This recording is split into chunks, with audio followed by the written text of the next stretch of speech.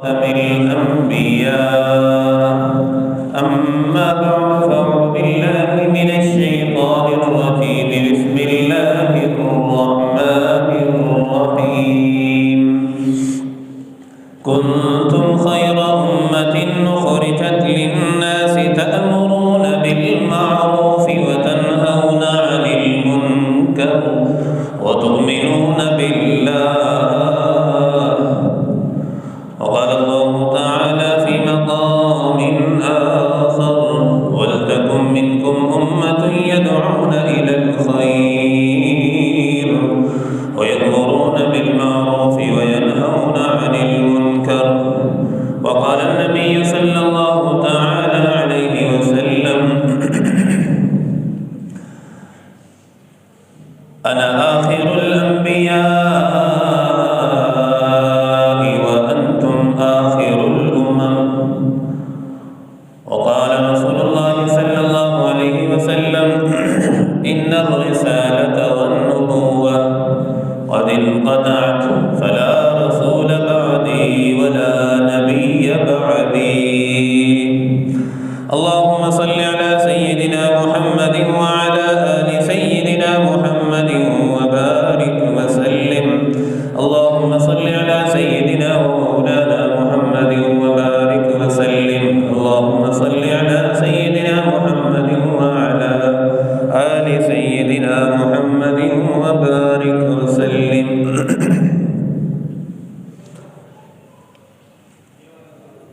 امام الانبیاء فخر دو عالم صلی اللہ علیہ وسلم نے فرمایا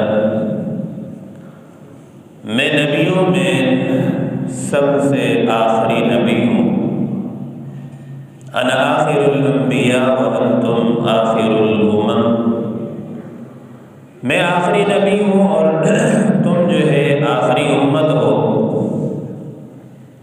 ایک دوسری جگہ ارشاد فرمایا انا والساعۃ کہاتین یہ دو انگلیوں کا اشارہ کر کے فرمایا کہ دیکھو میں اور قیامت یوں قریب قریب ہے یعنی حضور کے بعد قیامت تو آ سکتی ہے کوئی نبی نہیں آ سکتا کوئی رسول کوئی کتاب نہیں آ سکتی ترمذی شریف میں سیدنا انس رضی اللہ تعالیٰ عنہ سے روایت ہے امام الانبیاء صلی اللہ علیہ وسلم نے فرمایا ان الرسالة والنبوة قد انقطعت فلا رسول بعدی ولا نبی بعدی حضور نے فرمایا رسالت نبوت یہ ختم ہو گئی ہے میرے پر اب اس کے بعد نہ تو کوئی رسول ہے نہ میرے بعد کوئی نبی ہے نہ کوئی کتاب ہے نہ کوئی امت ہے میں آخری نبی ہوں کتاب بھی آخری ہے امت بھی آخری ہے سب کچھ آخری ہے اس کے بعد قیامت آ سکتی ہے نبی رسول کتاب کچھ بھی نہیں آ سکتا گویا کہ اللہ تعالیٰ نے جو نسل انسانی میں نبوت کا جو سلسلہ شروع فرمایا نسل انسانی میں پہلے جو نبی ٹھہرے وہ حضرت سیدنا آدم علیہ السلام سے یہ سلسلہ شروع فرمایا اور اس کا اختتام تاج نبوت جو سجایا گیا وہ حضور پاک صلی اللہ علیہ وسلم کے سر مبارک پر یہ نبوت کا تاج سجا اس کے بعد اب یہ سلسلہ حضور کے بعد ختم ہو گیا اب یہ سلسلہ انبیاء کا ختم ہے جب سلسلہ ختم ہو گیا چونکہ پہلے جو نبی آتے تھے ان کی یہ دعوت ہوتی تھی کہ لوگوں کلمہ پڑھ لو کوئی نبی ہے علاقے کا ہے کوئی اپنے قریے کا ہے گاؤں کا ہے بستی کا ہے محدود نبی ہے وہ عالمی نبی نہیں ہوتا تھا جانے کے بعد وہ اعلان کرتا کہ میرے بعد ایک نبی ہو رہا ہے لیکن جب امام الانبیاء صلی اللہ علیہ وسلم تشریف لائے تو آپ نے کیا فرمایا یا ایھا الناس قولوا قل یا ایھا الناس انی رسول اللہ الیکم جمیعا، لوگوں میں نبی بنا کر بھیجا گیا ہوں، اللہ نے مجھے نبی بنا کر بھیجا ہے۔ الیکم جمیعا، میں کسی علاقے کے لیے نہیں، کسی قریے کسی گاؤں کے لیے نہیں ہوں، فرمایا الیکم جمیعا، میں عالمی نبی ہوں، پوری کائنات کے لیے اللہ نے مجھے نبی بنا کر بھیجا ہے۔ وما ارسلناک الا رحمتا للعالمین، آپ جب نبی بھی عالمی ہے اور آپ کو رحمت للعالمین بھی، دونوں جہانوں کے لیے اللہ نے رحمت للعالمین بنا کر بھیجا۔ آپ کی نبوت کسی ایک خاص علاقے تک، کسی ایک ملک کے لیے نہیں ہے، بلکہ پوری کائنات کے لیے آپ کی نبوت ہے، پیغام ہے، رحمت ہے، بلکہ کائنات کے ذرے ذرے کو نبی کی رحمت سے حصہ ملا ہے۔ اب جب نبوت کا سلسلہ ختم ہے، اب یہ ختم نبوت کا جو کام ہے، چونکہ یہ امت اپنے حبیب پیارے آقا صلی اللہ علیہ وسلم کی جانشین ہے، نائب ہے، ہر امتی نائب ہے، ہر کلمہ گو، ہر مسلمان نائب ہے۔ ظاہر سی بات ہے، جو کام اوریجنل کا ہوتا ہے وہی کام اس کے جو نائب ہوتے ہیں، وہی کام اس کے نائبین کا بھی ہوتا ہے۔ اب یہ دین آگے کیسے پہنچے گا؟ آپ صلی اللہ علیہ وسلم آخری نبی ہیں، میدان عرفات میں تشریف لے گئے۔ کم و بیش آپ صلی اللہ علیہ وسلم نے جو جماعت تیار کی صحابہ کی، 1,24,000 کم و بیش صحابہ کی جماعت تیار ہوئی۔ میدان عرفات ہے، سارے صحابہ موجود ہیں، ایک جمع غفیر بیٹھا ہوا ہے۔ حضور نے فرمایا کہ ہو سکتا ہے، چونکہ آیات کا جو نزول بتا رہا تھا، الیوم اکملت لکم دینکم واتممت علیکم نعمتی ورضیت لکم الاسلام دینا، اللہ نے بہت بڑی اسلام کی نعمت جو ہے وہ پوری کر دی ہے۔ اس طرف اشارہ تھا کہ اب حضور دنیا سے تشریف لے جانے والے ہیں۔ صحابہ اکرام سے حضور نے خطاب فرمایا کہ میرے صحابہ بتاؤ، اللہ نے مجھے پیغام دے کر بھیجا تھا، کیا وہ پیغام میں نے حل ادیتا، کیا تم تک میں نے پہنچا دیے ہیں؟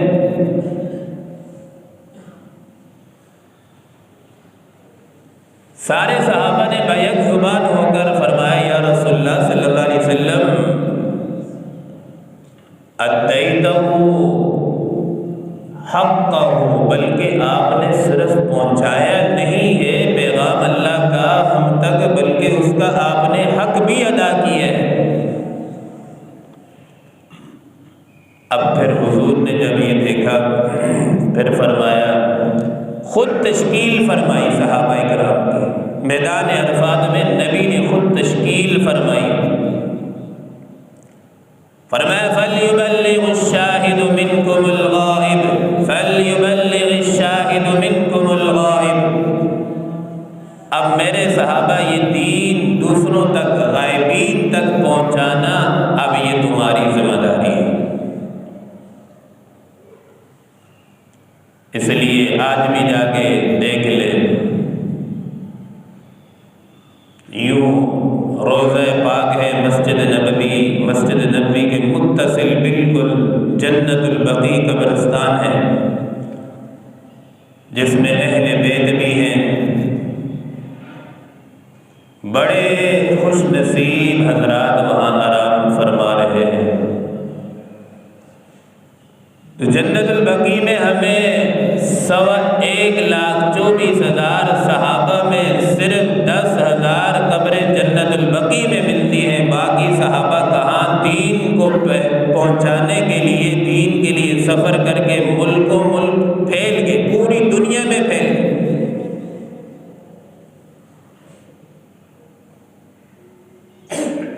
صرف 10,000 صحابہ جنت البقیع میں، باقی کہا پوری دنیا میں۔ کئی قبریں آپ کو پاکستان میں بھی ملتی ہیں، سکھر میں، پشاور میں، پوری دنیا گھوم جائیں صحابہ کی قبریں آپ کو ملیں گی۔ کس لیے سفر کیا صحابہ نے؟ دین کا پیغام پہنچانے کے لیے۔ حضور کے بعد نبی کے نائب کون تھے؟ صحابہ، پھر تابعین، تبع تابعین، کرتے کرتے آج جتنے مسلمان موجود ہیں اور قیامت تک جتنے آئیں گے سب نبی کے نائب ہوں گے اور ان کی بھی ذمہ داری ہوگی۔ قرآن مجید میں اللہ تعالیٰ خود فرماتے ہیں کنتم خیر امۃ اخرجت للناس تأمرون بالمعروف وتنہون عن المنکر، کہ تم ایک بہترین امت ہو۔ یہ بہترین امت ایسے نہیں فرما رہے رب تعالیٰ، آگے اس کی وجہ بیان، جو یہ کام کرے گا وہ اس میں شامل ہوگا، بہترین امت میں۔ اخرجت للناس تأمرون بالمعروف، تمہارا کام کیا ہے؟ نیکی کے لوگوں کو دعوت دو، وتنہون عن المنکر، برائی کے کاموں سے لوگوں کو روکو گے۔ اور آگے اللہ نے دوسری جگہ فرمایا وَلْتَكُن مِّنكُمْ أُمَّةٌ يَدْعُونَ إِلَى الْخَيْرِ، اور تم میں سے ایک جماعت ہونی چاہیے۔ اس وقت جتنی تبلیغ کا کام ہو رہا ہے اس کے بانی مولانا الیاس صاحب رحمۃ اللہ علیہ ہیں، اور سارے کام دین کے اصولوں کے مطابق ہو رہے ہیں۔ کوئی اگر کہے کہ یہ جماعت کہاں سے ثابت ہے؟ وَلْتَكُن مِّنكُمْ أُمَّةٌ يَدْعُونَ إِلَى الْخَيْرِ، قرآن سے ثابت ہے کہ تم میں سے ایک جماعت ہونی چاہیے جو نیکی کی طرف بلائے لوگوں کو اور برائی کے کاموں سے روکے۔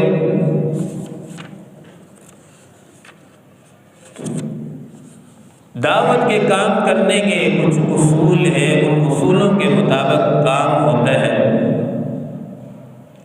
اور دوسری جگہ قرآن مجید میں اللہ پاک فرماتے ہیں قُلْ هَٰذِهِ سَبِيلِي أَدْعُو إِلَى اللَّهِ، اے نبی صلی اللہ علیہ وسلم آپ اپنی امت سے کہہ دیجئے قُلْ هَٰذِهِ سَبِيلِي أَدْعُو إِلَى اللَّهِ، یہ میرا راستہ ہے، میں لوگوں کو اللہ کی طرف بلاتا ہوں، اللہ کا پیغام لوگوں تک پہنچاتا ہوں۔ کھلے صاف لفظوں میں قُلْ هَٰذِهِ سَبِيلِي أَدْعُو إِلَى اللَّهِ، یہ میرا راستہ ہے اور میں لوگوں کو اللہ کی طرف بلاتا ہوں۔ اور آگے کیا فرمایا؟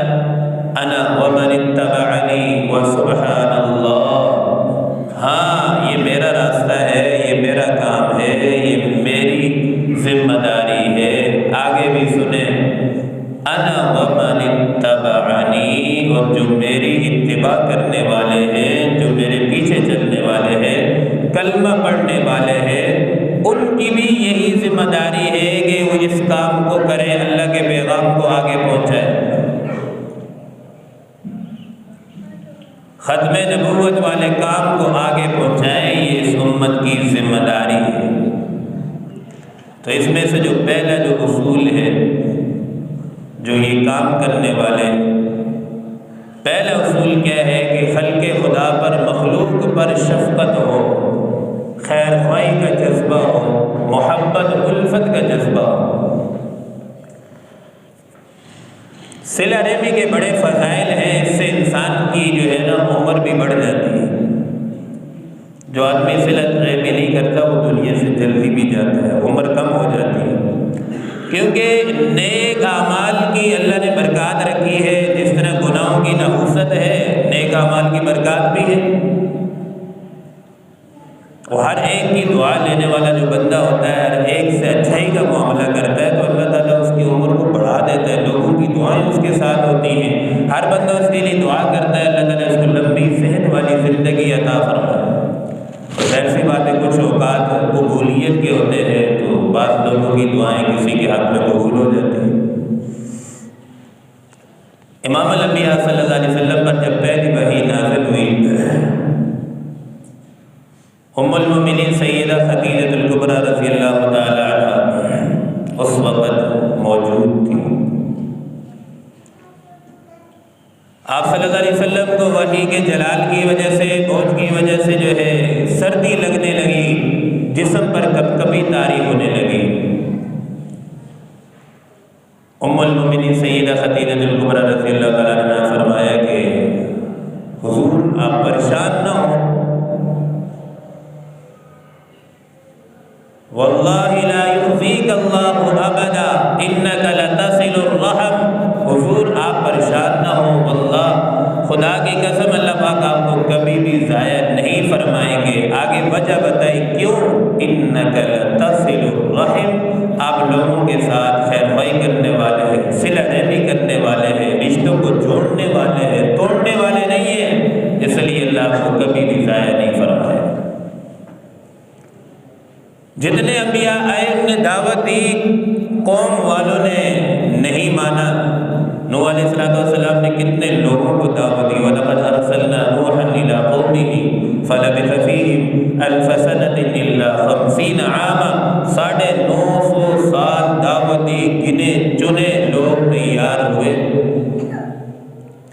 اس سے داعی کو یہ بھی سبق ملتا ہے کہ ہمارا کام ہے لوگوں تک دعوت پہنچانا، کوئی مانے یا نہ مانے اس کے ہم مکلف نہیں ہے کہ ہماری دعوت سرگرمی نہیں کر رہی، ہماری بس فرض ادا ہو رہا ہے لوگوں تک پیغام پہنچے۔ ہود علیہ السلام کی قوم نے اپنے نبی کو کیا کہا؟ یا قوم لیس بی سفاہۃ، لوگ کہنے لگے یہ نبی کو کیا ہو گیا، یہ بیوقوف تو نہیں ہو گیا؟ ہر وقت اس کے منہ پر ایک ہی الفاظ ہیں، اللہ کی طرف آ جاؤ، اللہ کو مان لو، معبود ایک ہے، اور جتنے معبودان باطلہ کی تم عبادت کرتے ہو وہ سب کچھ بھی نہیں کر سکتے۔ ہود علیہ السلام نے کوئی انہیں ڈانٹا نہیں، پیار محبت سے، جذبے سے، خیر خواہی کے جذبے سے فرمایا یا قوم لیس بی سفاہۃ، میری قوم میں کوئی بیوقوف نہیں ہوں، ولکنی رسول من رب العالمین، میں تو ایک اللہ کا رسول ہوں، پیغام پہنچانے والا ہوں، ابلغکم رسالات ربی وانا لکم ناصح امین، میں تو ایک پیغام پہنچانے والا ہوں اور اچھی نصیحت کرنے والا ہوں، تم میری بات کو مانو۔ لیکن جس کے مقدر میں ہدایت ہوتی ہے، جس کے اندر طلب ہوتی ہے، خدا اسے ہی ہدایت دیتا ہے، ہر ایک کو نہیں ملتی۔ آپ صلی اللہ علیہ وسلم اس امت کے بارے میں اتنے غمگین، اتنی فکر مند تھے۔ حدیث مبارکہ میں آتا ہے آپ صلی اللہ علیہ وسلم کے سینے مبارک سے ایسی آواز آتی تھی جیسے ہانڈیاں پکنے کی آواز آتی ہے، اس طرح آپ صلی اللہ علیہ وسلم کے سینے مبارک سے امت کے غم سے، کڑن کی وجہ سے اتنا آواز آتی تھی کہ دوسرا بیٹھ کے آواز آپ صلی اللہ علیہ وسلم کی باقاعدہ سنتا تھا۔ اور اللہ نے قرآن پاک میں فرمایا آپ صلی اللہ علیہ وسلم کو لعلک باخع نفسک الا یکونوا مؤمنین، اے میرے پیارے پیغمبر اگر یہ قوم مومن، یہ قوم اگر ایمان نہیں لائے گی تو کیا مطلب ہے، آپ اپنے آپ کو ہلاکت میں ڈال لیں گے۔ اتنی فکر، اتنا غم کہ میرا ہر امتی جہنم سے بچ کر جنت میں جانے والا بن جائے۔ اور اللہ نے بھی کیا عجیب امتحان رکھا ہے کہ ساری نعمتوں کو پوشیدہ رکھ لیا۔ فلا تعلم نفس ما اخفی لهم من قرۃ اعین جزاء بما كانوا يعملون، تمہیں کیا خبر ہے کہ جنت کیا ہے، جنت کی حوریں کیا ہے، جنت کے مزے کیا ہے۔ فلا تعلم نفس ما اخفی لهم من قرۃ اعین، نہ کوئی آنکھ نے، کسی آنکھ نے جنت کی حوروں کو دیکھا ہے، نہ ہی دنیا والے تم سوچ سکتے ہو کہ وہ جنت کی نعمتیں کیا ہوں گی۔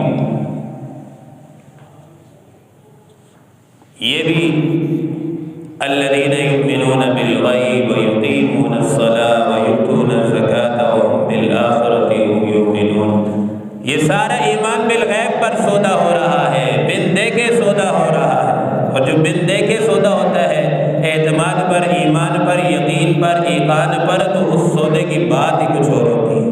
جو دیکھ کے سودا کر لے اس کی تو اتنی بات نہیں ہوتی کہ سارا معاملہ ہم نے دیکھ لیا ہے، دیکھنے کے بعد سودا اس کا کوئی اتنا مزہ نہیں ہوتا جو بن دیکھے سودا ہو اللہ کے ساتھ۔ اور ہمارے نبی جو ہے صلی اللہ علیہ وسلم لقد جاءکم رسول من انفسکم عزیز علیہ ما عنتم حریص علیکم بالمؤمنین رؤوف رحیم. ہمارا نبی تو یہ حریص تھا اس امت کے لیے، ہر وقت یہ پریشان رہتے تھے کہ ہر امتی کلمہ پڑھ لے. تبھی تو کبھی میرا نبی ابو جہل کے دروازے پہ جا رہے ہیں، کبھی ابو لہب کے، کبھی عتبہ، کبھی شیبہ، کتنے کافروں کے پاس حضور صلی اللہ علیہ وسلم تشریف لے جا رہے ہیں. آج جو جماعت والے گشت کرتے ہیں نا، گشت ایک ایک کے پاس جانا، یہ میرے نبی کی سنت ہے. میرا نبی خود چل کر گیا، دروازوں پر گیا ہے. بارش ہے تب، گرمی ہے، سردی ہے تب. آج کچھ نادان لوگ اٹھ کے پوچھتے ہیں کیا یہ کام دین کا ثابت ہے؟ پورا قرآن بھرا ہوا ہے اور تو پوچھتا ہے کہ ثابت ہے. اصل بات کیا ہوتی ہے کہ جس کو خدا محروم کر دیتا ہے پھر اس کا ذہن اعتراض والا بن جاتا ہے، وہ ہر چیز پر اعتراض کرے گا. آہستہ آہستہ پھر کیا ہوتا ہے، اتنی گمراہی آ جاتی ہے اللہ تعالیٰ کی پناہ کہ پھر اسے رب تعالیٰ کی ذات پر بھی اعتراض شروع ہو جاتا ہے. پھر تو ایمان سے گیا ختم. اور دعوت کا جو دوسرا اصول ہے وہ یہ ہے کہ صرف اللہ تعالیٰ کی رضا مقصود ہو. الا للہ الدین الخالص. تو ظاہر سی بات ہے ہر کام میں، ہر عمل میں جب اللہ کی رضا مقصود نہ ہو تو عمل اللہ کے یہاں قبول بھی نہیں ہوتا. اور اس لیے حضور صلی اللہ علیہ وسلم جس کے پاس بھی جاتے تھے کسی سے کوئی اجرت نہیں مانگتے تھے کہ اس کام کی مجھے یہ اجرت دی ہے. لا اسألکم علیہ اجرا، بس میں آپ سے کوئی اس کی مزدوری نہیں مانگتا، نہ اجر مانگتا ہوں، اس کا اجر جو ہے مجھے اللہ تعالیٰ ہی عطا فرمائے گا. تیسرا اصول یہ ہے کہ لب و لہجے کی نرمی بھی ہو. ادعو الی سبیل ربک بالحکمہ والموعظۃ الحسنہ وجادلہم باللتی ہی احسن. اچھے انداز سے دعوت دی جائے، بد اخلاقی نہ ہو. موسیٰ علیہ السلام کو جب اللہ نے فرعون کے پاس بھیجا تو فرعون سرکش بھی تھا، بدماش بھی تھا، کافر بھی تھا، سب کچھ تھا. پھر بھی رب نے کہا فقولا لہ قولا لینا، فقولا لہ قولا لینا، کہ میرے پیارے موسیٰ جا کر اس سے نرمی سے بات کرنا، سختی سے نہیں. نرمی سے بات کرنے کا حکم دیا گیا. تو ہم دعوت دینے والے ساتھی ہمیں بھی چاہیے کہ ہم اپنے لب و لہجے میں نرمی رکھیں. آگے چاہے سرکش کافر کوئی بھی کیوں نہ ہو، کوئی کتنی تکالیف ہمیں کیوں نہ دے دے، ہمارے لہجے میں پھر بھی نرمی ہونی چاہیے. آپ صلی اللہ علیہ وسلم کی دربار میں ایک وفد آیا طائف سے. ان کی کچھ شرائط تھی کہ حضور ہم ٹھیک ہے آپ کی دعوت قبول کرتے ہیں، کلمہ پڑھ لیں گے، لیکن کچھ ہماری شرائط ہے. اب حضور کی سمجھداری دیکھیں، دور اندیشی دیکھیں، عقل مندی دیکھیں، حکمت دیکھیں. حضور نے فرمایا ٹھیک ہے آ جاؤ. ان میں سے ایک شرط یہ رکھی کہ حضور ہم کلمہ تو پڑھ لیں گے لیکن نماز ہم سے نہیں پڑھی جائے گی. بعض معاملات شریعت کے ایسے ہیں ان میں نرمی دکھائی جا سکتی ہے، بعض ایسے کہ ان میں کوئی نرمی نہیں. حضور نے فرمایا لا خیر فی دین، اس دین میں کوئی خیر نہیں ہے، لا رکوع فی، جس میں نماز نہ ہو. حضور نے فرمایا نہیں، نماز پڑھنی پڑے. دوسری شرط انہوں نے رکھی ٹھیک ہے ہم عشر جو ہے زکوٰۃ سال بعد دینا ہوتا ہے وہ ہم نہیں دیں گے. حضور نے وہاں نرمی دکھائی گا کوئی بات نہیں، نہیں دو لیکن اسلام میں داخل ہو جاؤ. تیسری شرط یہ رکھی کہ حضور ہم جہاد میں نہیں جا سکتے. حضور نے فرمایا کوئی بات نہیں ٹھیک ہے آ جاؤ. کون سا ہر وقت اسلام کی جنگ ہو رہی ہے. حضور نے صحابہ سے فرمایا کہ انہیں اسلام میں تو آنے دو، جب داخل ہو جائیں گے پھر ہم انہیں حکمت سے سمجھائیں گے اور اس پر قائل کر لیں گے کہ سال بعد جب زکوٰۃ کا موقع آئے گا سمجھا لیں گے. لیکن جہاں معاملہ دکھائی، جہاں معاملہ نرمی کا نہیں تھا حضور نے وہاں نرمی نہیں کرائی۔ وَدُّوا لَوْ تُدْهِنُوا فَيُدْهِنُونَ، مشرکین یہی چاہتے تھے کہ حضور ایک سال آپ ہمارے بتوں کی عبادت کر لیں اور ایک سال ہم آپ کے خدا کی عبادت کر لیں گے، مل جل کے چلتے ہیں۔ حضور نے فرمایا نہیں، اللہ نے کہا قُلْ يَا أَيُّهَا الْكَافِرُونَ لَا أَعْبُدُ مَا تَعْبُدُونَ، اے حضور ان سے کہہ دو کافروں سے کہ تمہارے راستے الگ ہے ہمارے الگ ہے۔ لا اعبد ما تعبدون، نہ ہم تمہارے بتوں کی عبادت کریں گے، بھلے تم ہمارے بتوں کی عبادت نہ کرو تو کوئی پرواہ نہیں ہے۔ لنا اعمالنا ولکم اعمالکم، تمہارے اعمال تمہارے ساتھ ہیں، ہمارے اعمال ہمارے ساتھ ہیں۔ تو جہاں نرمی دکھانے کا اصول ہے وہاں نرمی حضور نے دکھائی ہے۔ چوتھا اصول توحید کی دعوت بھی اس میں شامل ہے۔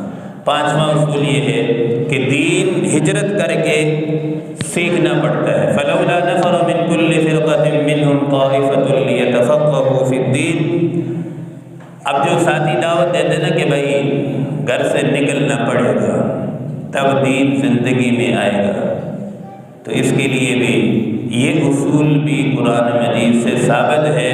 فلولا نفر من كل فرقة منهم طائفة ليتفقهوا في الدين، تم میں سے ایک جماعت ایسی ہونی چاہیے جو گھر سے نکلے اور دین کو سیکھے، پھر اس دین کو دوسروں تک پہنچائے۔ بلغوا عنی ولو آیا، پہنچاؤ دوسروں تک، اگرچہ تمہارے پاس ایک ہی آیت ہے، ایک ہی آیت تم نے سیکھی ہے۔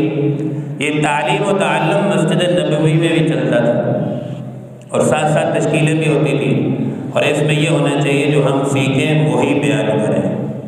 ہاں جو عالم نہیں ہے غیر عالم ہے انہیں چاہیے کہ قرآن کی آیتیں نہ پڑھیں، ان کا ترجمہ نہ کریں، جو سیکھا ہلکا پھلکا بس یہ دعوت ہو بھائی نماز کی طرف آ جاؤ، اللہ کی طرف آ جاؤ، یہ کوئی مشکل نہیں ہے، اس کی دعوت ہے۔ اور پھر اس جماعت کے ساتھ جو ہے وقت لگانے کے لیے کوئی زیادہ وقت نہیں مانگا جاتا۔ آج دیکھیں نا یہ کتنے ساتھی ہیں جو گھر چھوڑ کر دوسروں کے پاس جاتے ہیں، جن کا کوئی مطلب نہیں ہوتا، کوئی امریکہ جا رہا ہے، کوئی افریقہ، کس نیت سے بھائی؟ یہی کہتے ہیں کہ بھائی ہم اسلام کی نیت سے آئے ہیں تمہارے ساتھ ملنے کے لیے، اسلام کی نیت سے تمہارے پاس آ گئے۔ کہ امریکہ میں تمہارا کوئی چاچا ہے، ماما ہے، تایا ہے، رشتہ دار ہے، کوئی نہیں ہے۔ لا اسألکم علیہ اجرا، کوئی رشتہ داری نہیں ہے۔ کس لیے بھائی؟ ایک اللہ کے لیے آئے ہیں، اللہ کے دین کو پہنچانے کے لیے آئے ہیں۔ آج کوئی خطیب کو کسی کو بلاؤ نا، کسی نعت خوان کو بلاؤ، پہلے وہ پیسے طے کرتا ہے،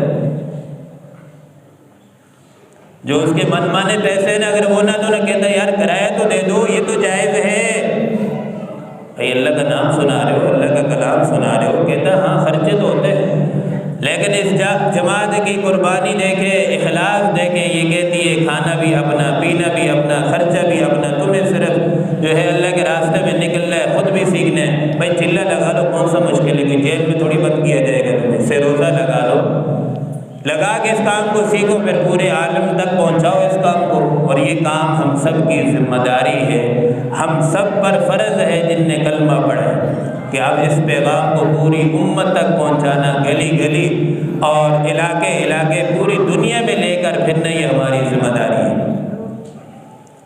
اور یہی اجتماع بھی 25 دسمبر سے شروع ہو رہا ہے۔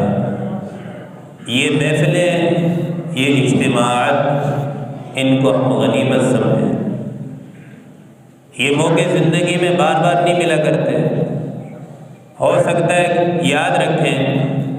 کوئی آدمی یہ چاہے کہ میں گھر بیٹھ کے نمازی بن جاؤں، میں ممبر پر بیٹھوں، گھر بیٹھے کوئی آدمی بدلتا نہیں ہے۔